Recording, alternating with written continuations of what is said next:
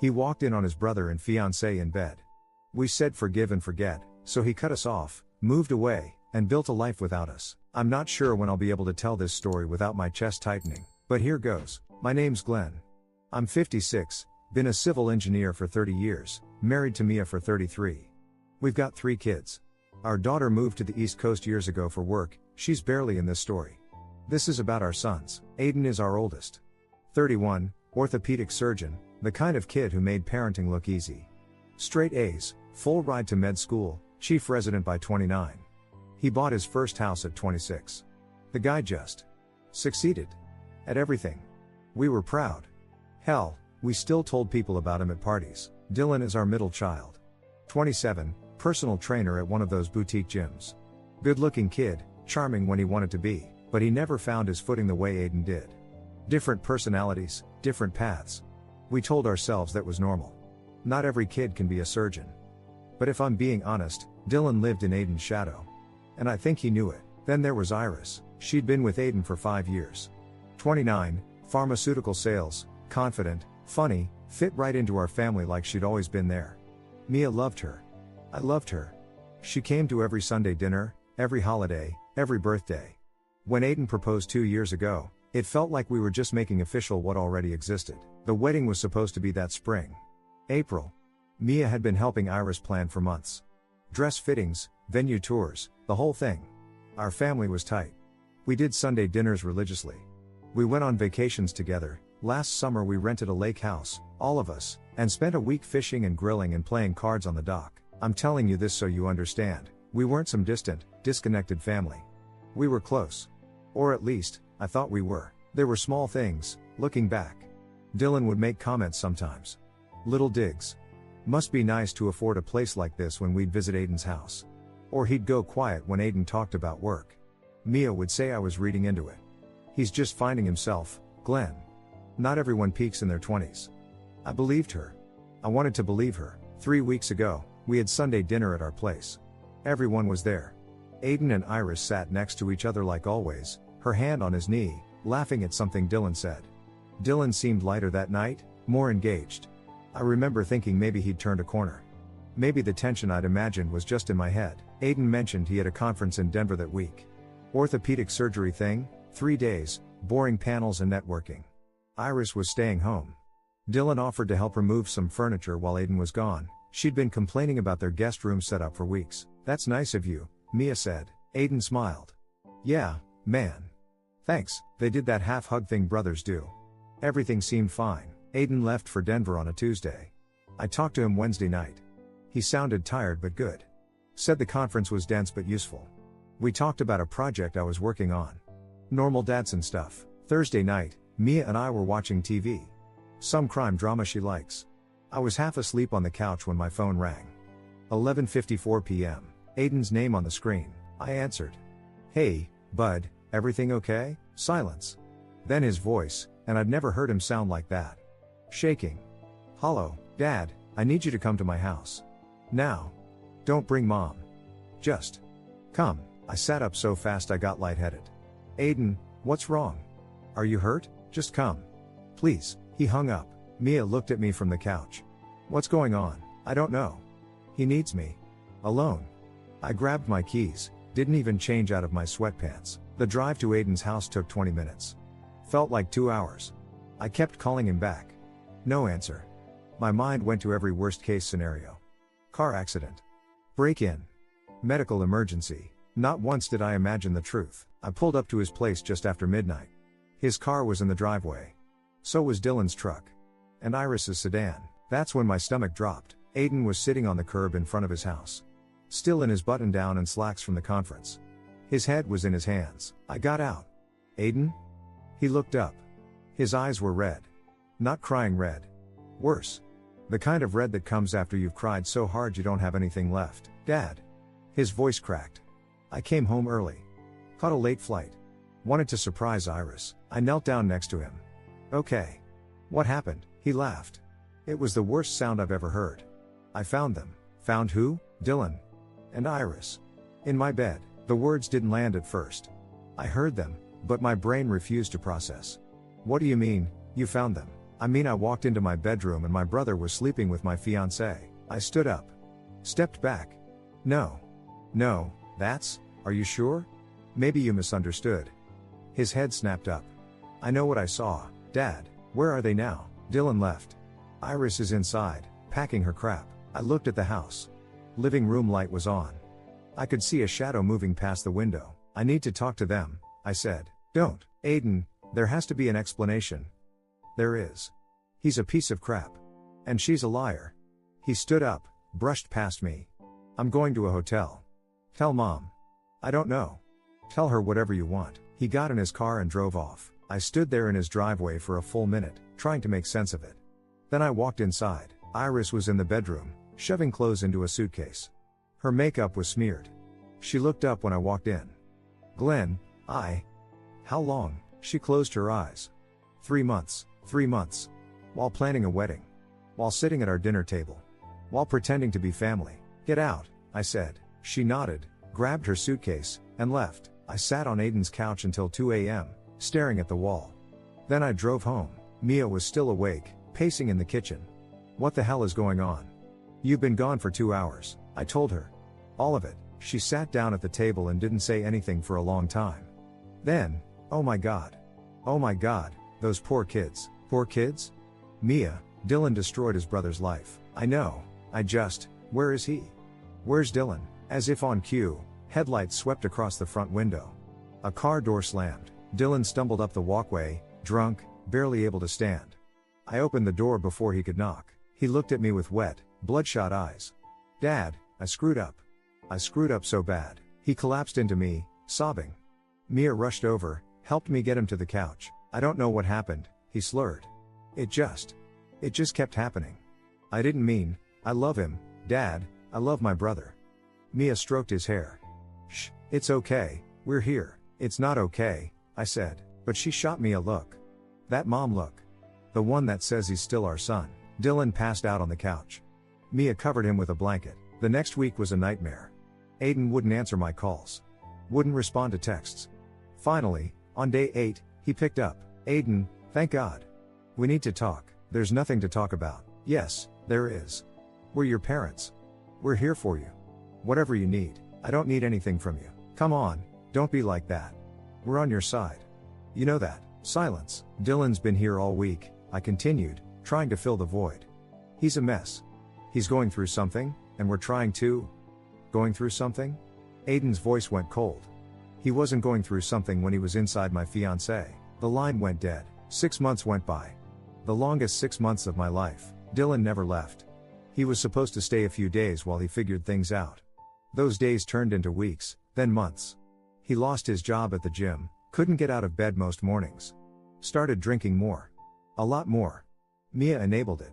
I knew she was enabling it, but every time I brought it up, she'd say, he's depressed, Glenn. He needs us. Aiden, meanwhile, became a ghost. He'd respond to texts maybe once a week.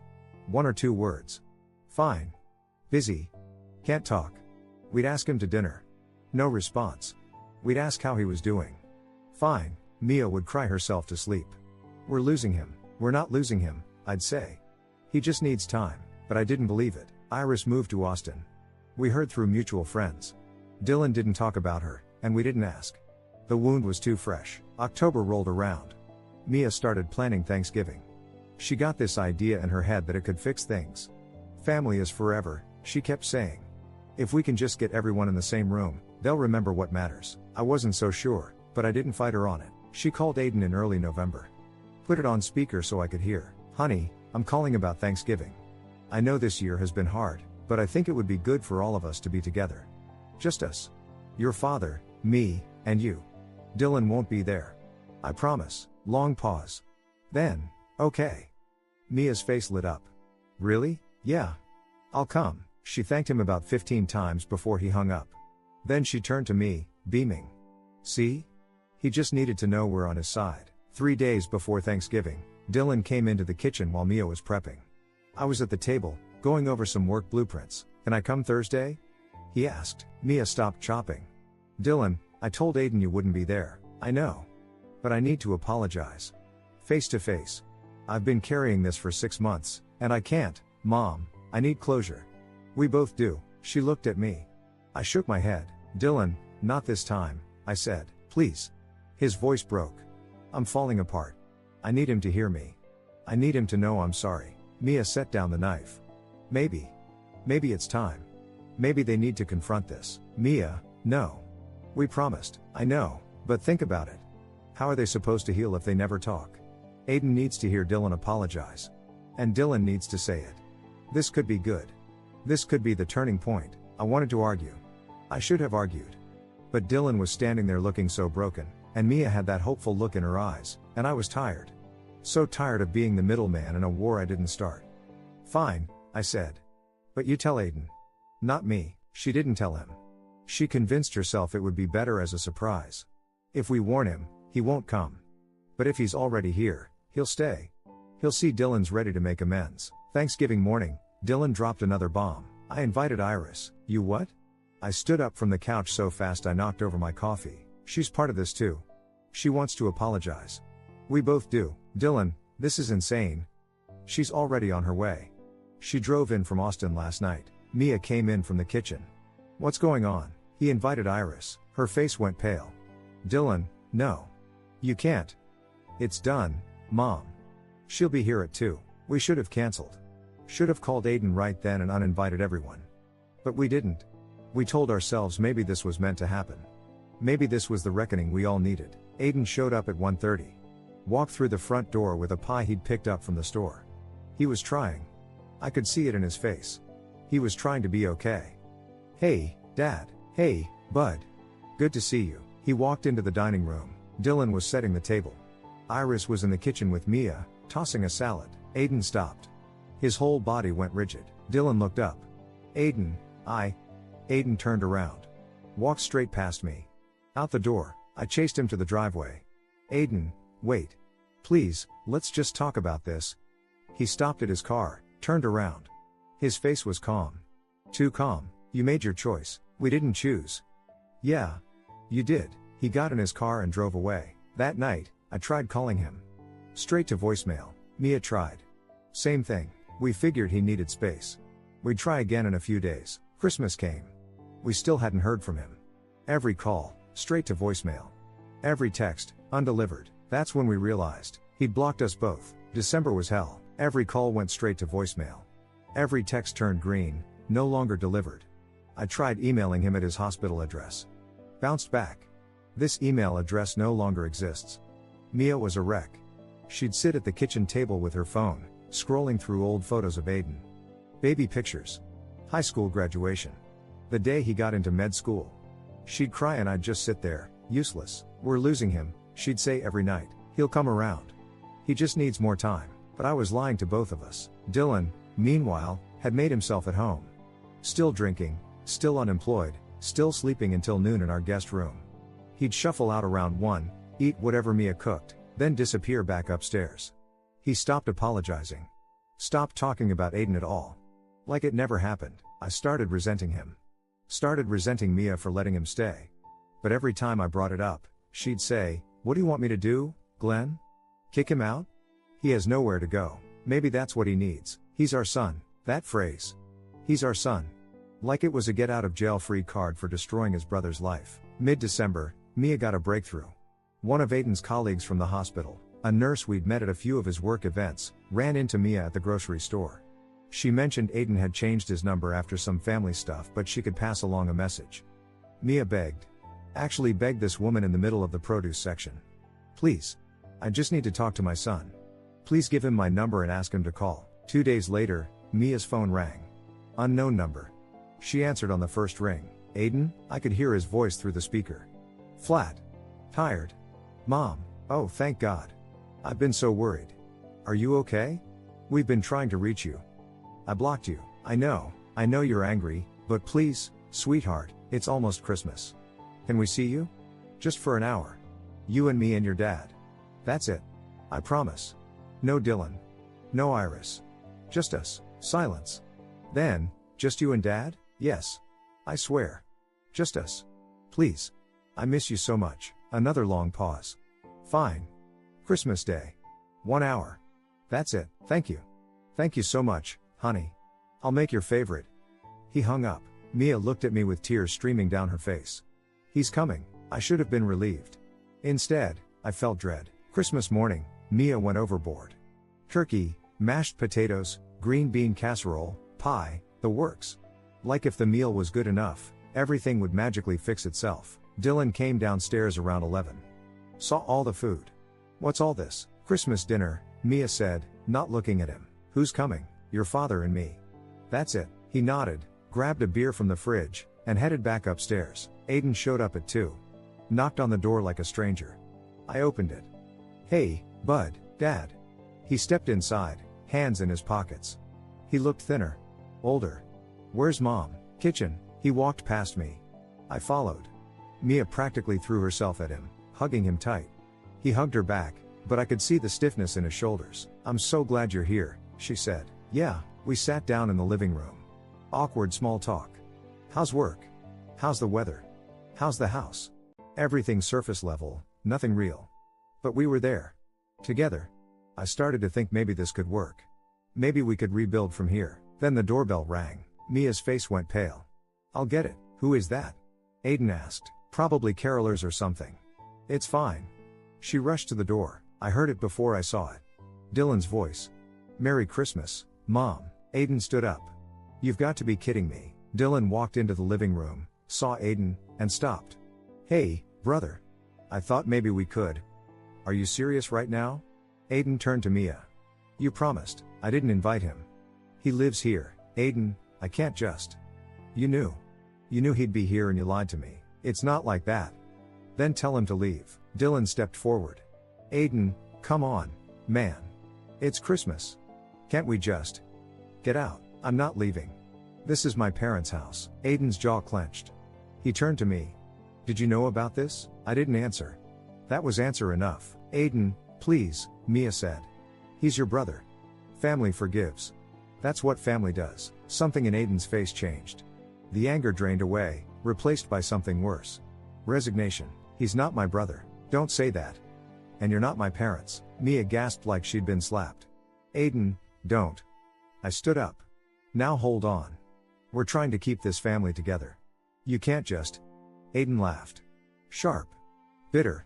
There is no family.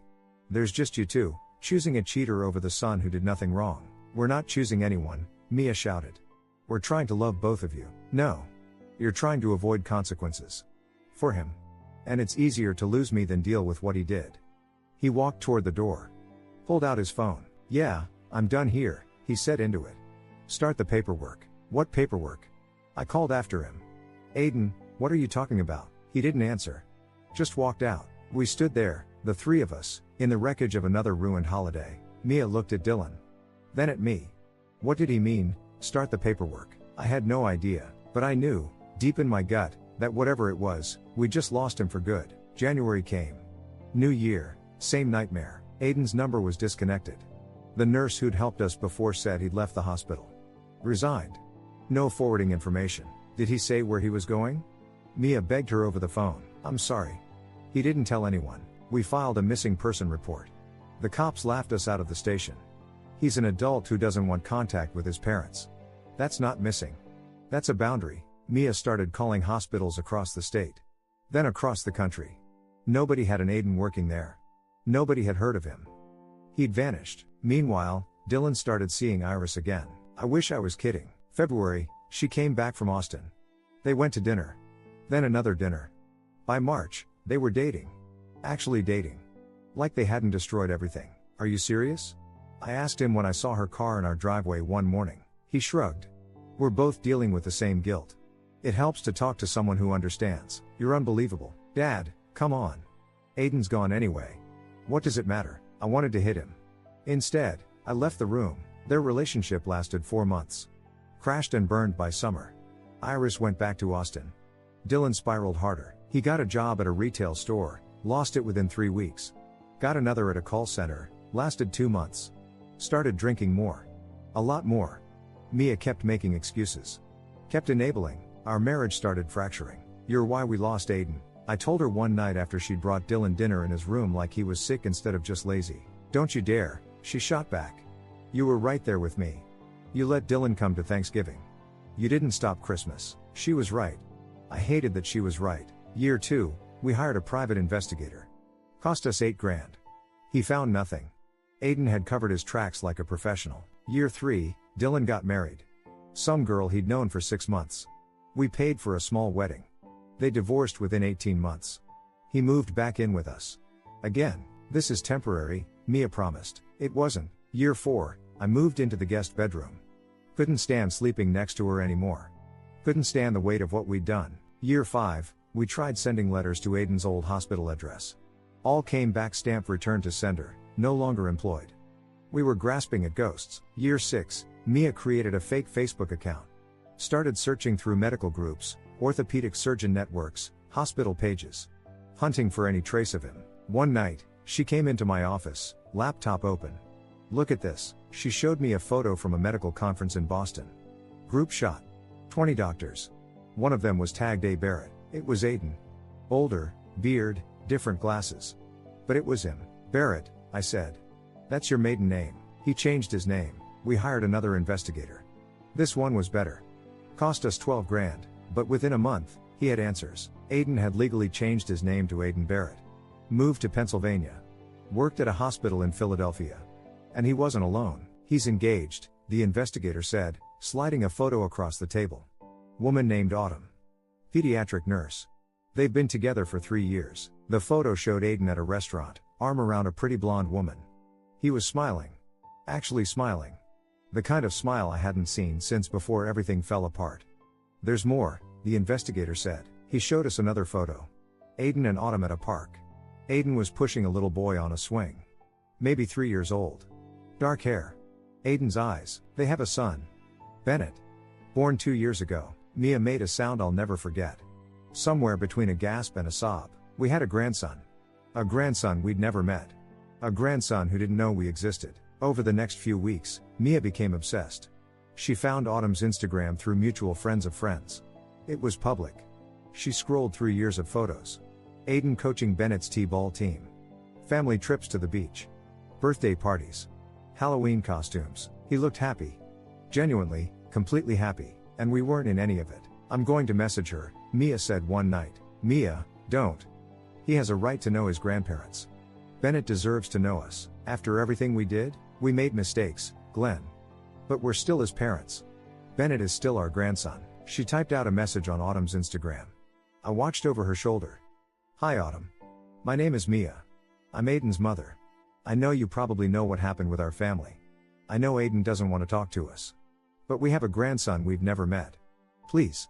We just want to meet Bennett. Just once. Please." She hit send before I could stop her. We waited. 3 days later, a response came through. "I'll ask him." 2 weeks of silence. Then Autumn messaged again. "He's willing to talk.